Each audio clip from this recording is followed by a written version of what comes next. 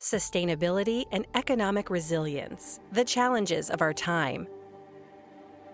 Advanced materials can change everything by reducing harmful environmental footprint and leveling up the competitiveness of American manufacturing.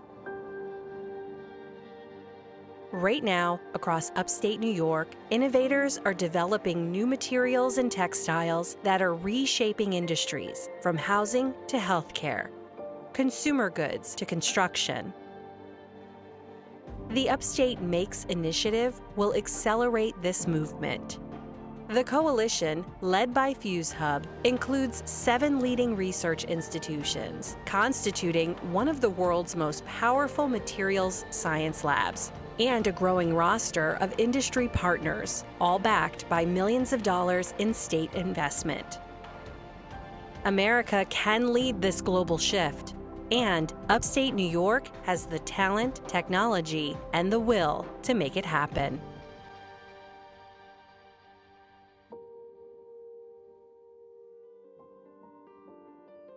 My name is Devin Shipp. I am the director for the Center for Advanced Materials Processing, or CAMP, at Clarkson University.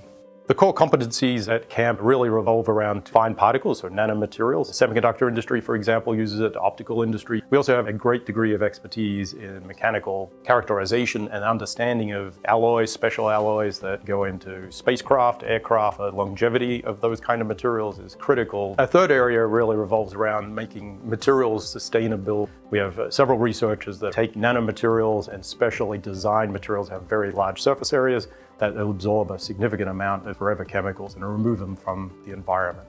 CAMP is able to help all sorts of different companies, whether they be startups, spin-outs from the university, from our undergraduates or graduate students, all the way to big international companies that call New York State home. Often companies that don't have a large amount of research and development themselves, they will come to us because we have the facilities, we have the brain power, and we can provide a lot of the solutions that they're looking for. In terms of the big problems that we face globally, then what we need to do now is really look at what the sustainability of a particular new material is. And this means right through the supply chain, right from the raw material suppliers all the way through to the manufacturers and then the users, and then what happens after the users are done. Every single step and every single new material needs to be well characterized, but then also thought through in this entire life cycle. There's a great deal of expertise here at Clarkson in concrete in particular, making a much greener version of concrete. The way we're involved in advanced materials development is by trying to reduce the embodied carbon of building materials. We try to improve societal outcomes like the speed with which we can construct civil infrastructure, and we try to do it not just cheaply but economically so that we can invest our infrastructure money and have that last now and well into the future. My name is Robert Thomas. I'm an assistant professor of civil engineering at Clarkson University. Materials innovations are absolutely poised to change the way we do everything throughout the world. A lot of folks forget about the materials. A lot of folks are focused on the system, the components that make it up. But if we can't perfect the materials, then we can't perfect the components. And if we can't perfect the components, we can't perfect the system. So we need to start from a microscopic approach and scale up. How do we address social barriers through materials innovations? Once we can perfect the materials, we can start to apply them at the component level and eventually at the structural level to make structures that are truly holistically sustainable and that are going to serve the needs of society now and into the future.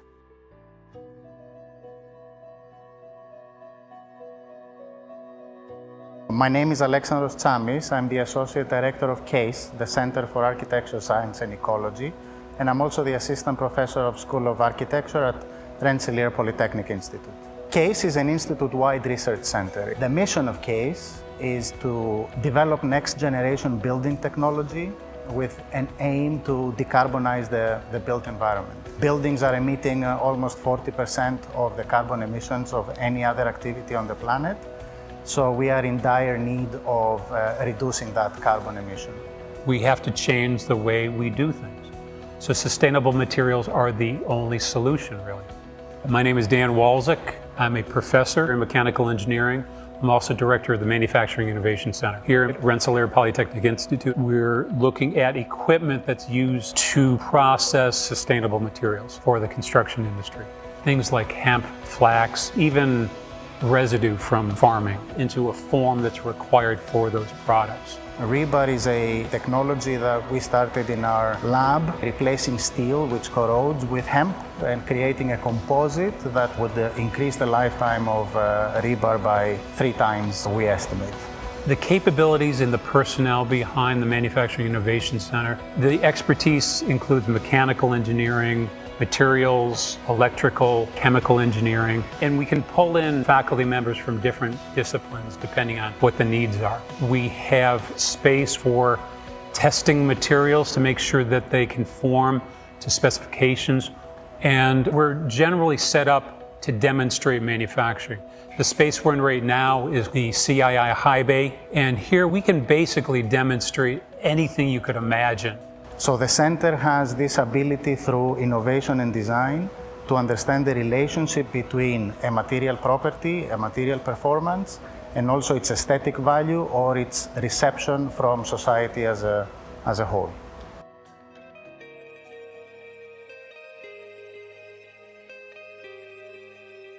My name's Frank Wise. I'm the director of the Cornell Center for Materials Research. The CCMR is a world-leading organization in the development of new materials. It's highly multidisciplinary and it requires experts in several different areas. This understanding of materials that Cornell can get from the electrons and atoms all the way to macroscopic properties is really unparalleled. And that translates into the development of materials with new capabilities that are going to underpin future technologies. My name's Romy Fain. I'm the CEO and founder of Heat Inverse. We make a thin film that gets cold without any additional energy input. We're applying it to transformers, inverters, energy storage systems at utilities, and showing great increases in efficiency from just like basically a sticker on the outside. We've done all kinds of work here. We use spectroscopy sources to get data. The access to the labs, especially at CCMR, but also at CNF and lots of other independent labs in the university. If we didn't have that here, we wouldn't have been able to start this company. When you think of Cornell, I think a lot of people imagine characterization of subatomic materials, but we also work with food and agriculture businesses, fabric and textiles, and even a cookie company. Companies that have worked with our Industrial Partnerships program, these have all had large impact. Rigidized Metals, which is located in Buffalo, they make stainless steel sheets that go on the outsides of buildings to reflect the solar spectrum. But the sheet doesn't work very well if it gets dirty. Cornell worked with Rigidized Metals to develop a sheet that has a microstructure on it that makes the structure hydrophobic. So it's energy efficient and it reduces maintenance costs because it's self-cleaning. The public probably typically doesn't see it, but I think it's actually hard to envision an area of human endeavor that isn't affected by new materials going forward. Whether it's a new airliner, new chips for integrated circuits that we all carry around in our pockets and take for granted. If we look in 30 years from now, we're going to see all new materials in many of the things we interact with day to day.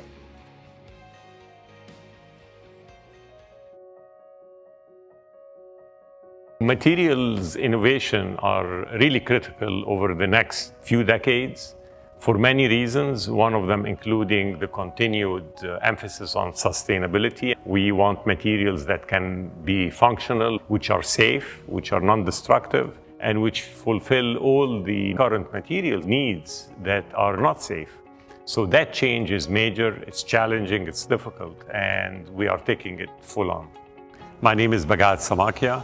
I'm the Vice President for Research at Bingham University. I'm also a distinguished professor of mechanical engineering, and I direct our Center of Excellence. All these centers require very detailed work, analysis, and understanding of basic materials. So because of that, we built a lab, which is a core facility that has tools like transmission electron microscopy, scanning electron microscopy, and a new tool called Hexpeth. All these tools allow us to develop models that are accurate and predictable and also verified.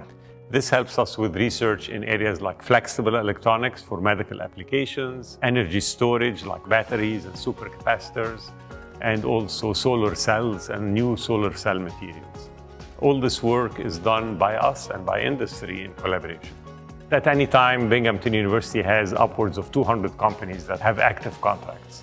So the ADL at Binghamton University has a 30-year history of working with large companies, small startup companies as well, to service the industries and our Binghamton University staff. Ames Goldsmith recently approached our lab. They are trying to get some government approval for new materials they're making. They weren't able to get these approval using other labs, so they approached us. Using our equipment, we were able to get them the data they needed for their government approval. Many of these companies have been members with us for decades. Some of the major companies include Applied Materials, HP, IBM, Intel, Microsoft. So we love collaborating with industry, and materials are at the heart of everything that we do.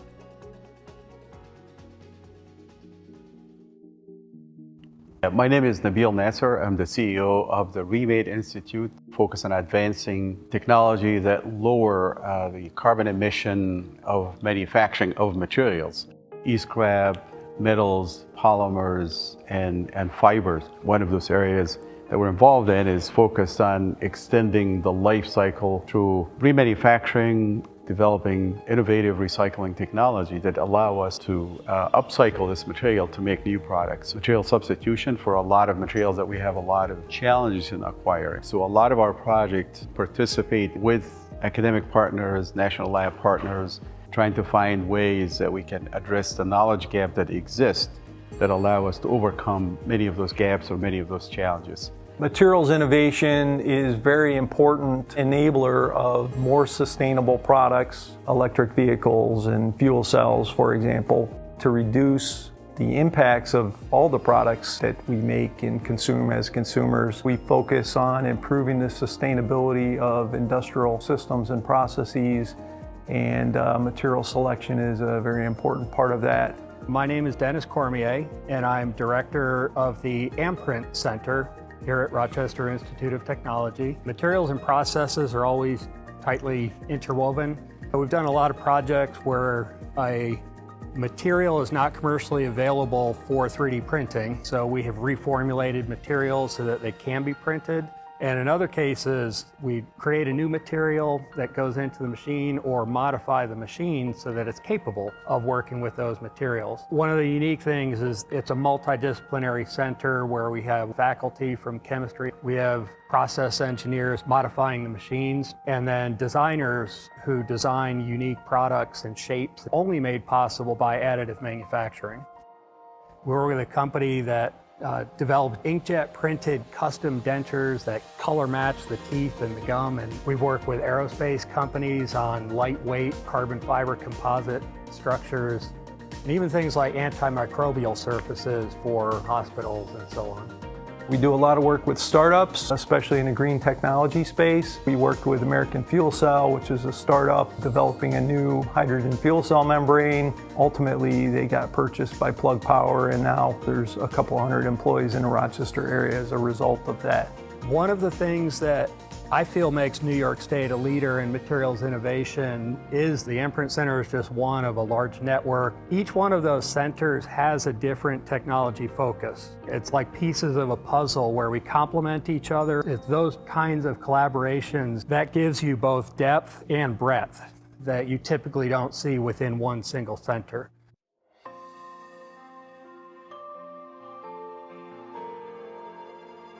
Hi, I'm Gabrielle Gausted, Dean of the School of Engineering, Associate Provost for Research, and Head of our unique public-private partnership here at Alfred University, the New York State College of Ceramics. Here at Alfred University, we have some incredibly unique expertise, facilities, staff, and equipment that is nowhere else in the country due to our 125-year rich history in the area of ceramics, glass, and advanced materials research and industry relationships. My name is Colin Wilkinson. I am an assistant professor of glass science here at Alfred University, as well as being the director for the Center of Glass Innovation. We are the glass location. We try to make ourselves available to discuss all aspects of glass. Recently, we've been applying that a lot to glass sustainability issues. How does our manufacturing actually impact the world? How can we switch out our traditional technologies for new, improved strategies to reduce the overall footprint of this industry. Here at Alfred University, we have some incredibly unique characterization equipment specifically for materials work and particularly unique for ceramics and glass work.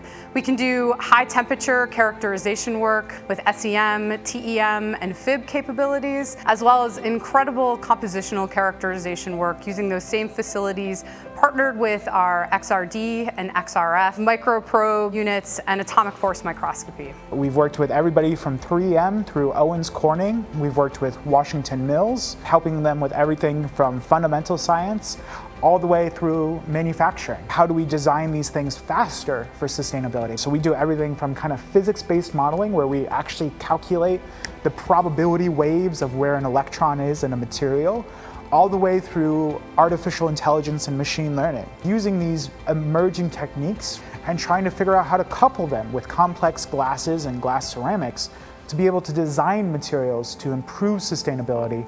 And by building these systems, we're able to not only accelerate the rate of new materials discovery, but also decrease cost and make sure that our materials are market ready.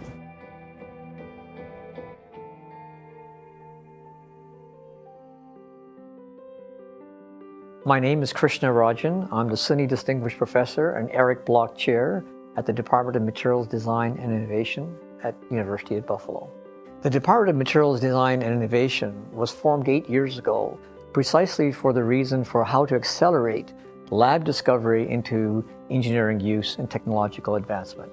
And our department has pioneered, both from a research perspective and an educational perspective, new ways of harnessing technologies ranging from AI to manufacturing and fundamental physics into a way of generating students who are multilingual in different aspects of advancements in material science. Our core competencies are our ability to accelerate the design and discovery of new materials by experimental methods that can be translated to industry in a very rapid way. How to use characterization, imaging, microscopy, and all the various tools that are available to material science and engineers in such a way that we can embed it into designing new materials puts us in a very unique position to meaningfully accelerate technological advancements from the laboratory and theory into practical uses for technological applications. If we take a small company, they do not have the resources to do a lot of the basic research and testing and capabilities which is needed for producing a high quality product. We've been able to interface with such companies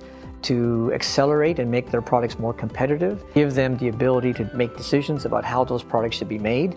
And in the case of large companies, we have been able to accelerate the discovery of new products in a significant way from years to months. And this has given them an enormous edge over other companies. Forever chemicals are a class of molecules. Their persistent accumulation over generations has huge social and medical impacts. The question now is, how do companies find substitutes fast enough to address these both social and regulatory concerns? We have developed in our department techniques to actually discover new ways of addressing such chemicals so that companies can find alternatives. Every facet of manufacturing, from extracting the natural resource to end of life, all is based on advances in understanding in materials behavior. Without harnessing that knowledge, no technology can advance. Hence, we have a Department of Materials Design and Innovation to manipulate that in ways that are very novel for the field of materials science and engineering. Upstate makes a better, more sustainable future. Upstate makes a stronger, self-sustaining economy. FuzeHub is proud to showcase the leading-edge advanced materials research that drives this new era. And the road starts in New York State.